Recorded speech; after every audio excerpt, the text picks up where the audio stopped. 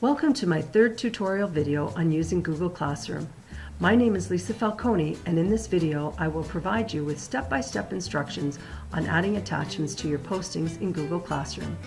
Before watching this video, you should have watched my first two videos to familiarize yourself with the Google Classroom environment. If you've done that, then let's go.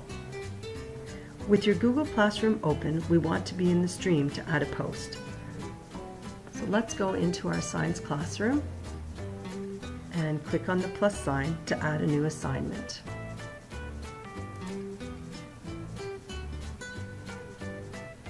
Here it says who it's going to, and we want it to go to all students. So let's type in a title now for our assignment. So I'm going to type cells are organelles. Instructions that you want should go down here. So for example, please view the attached video and answer the questions using the Google Doc provided. So next I can add a due date, and I'm going to add this for, let's say, next week. And again, I can put it in a specific topic, so I'm going to put it in the Understanding Life Systems. So we have four options of different attachments we can attach to this assignment. So the first one, you click on the paperclip. You can actually upload files directly from your computer. Again, I could click and drag this file and add it this way, or I can select files from my computer. I'm just going to cancel though because I'm not going to use this option this time.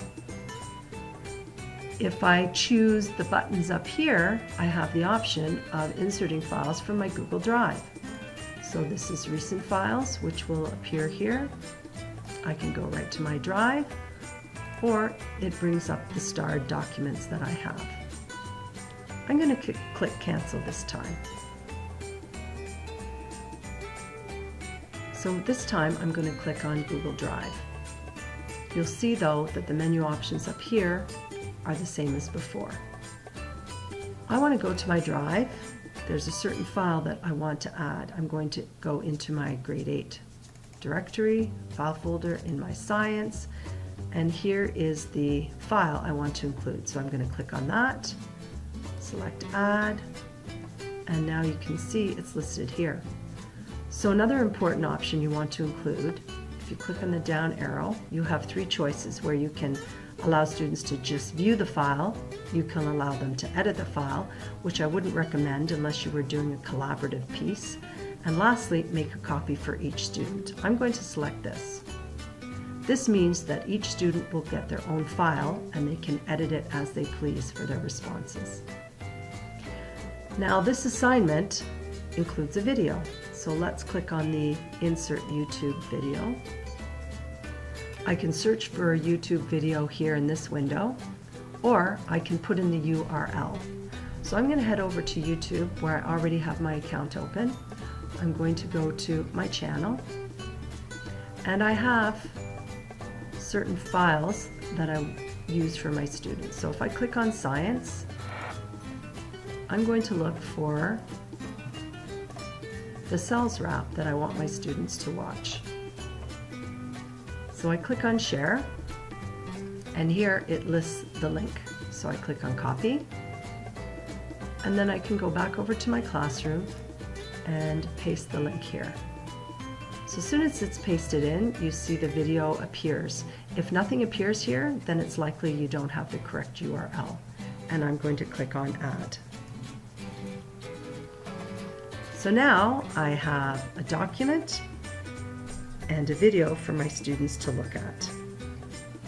Once I've completed this, I can assign it now, I could schedule it for later, or I could save it as a draft. Well, actually, what I'm going to do is just save it as a draft for now.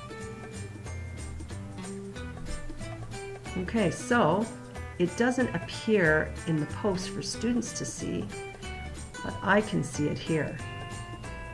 And it's listed under draft. So let's go in here again, click on that so you can see, you can easily go back in and make some changes if you need to.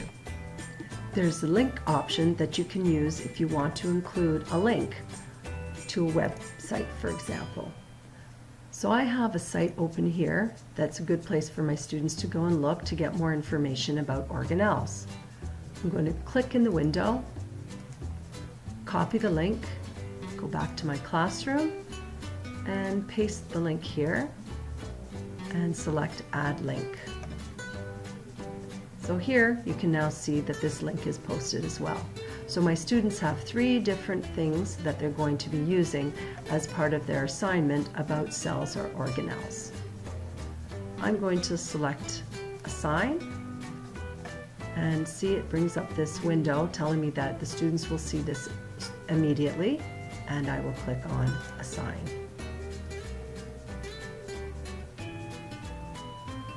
So great, now we see at the top we have our assignment that we just posted.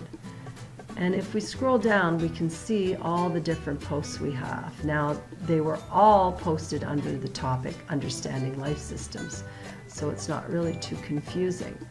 So if we go over here to Understanding Life Systems, there we see all our postings again. I can go back using the back arrow up here, and I'm back in the stream.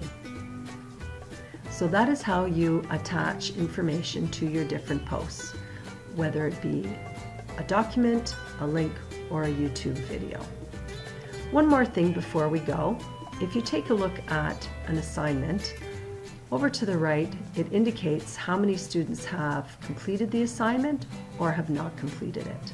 And by clicking on those numbers, you can get some more information. So it would list the students' names. You can decide how you want them listed. It indicates how many points the document is worth, whether it's graded or not, and the file where that information would be located. So let's go back here.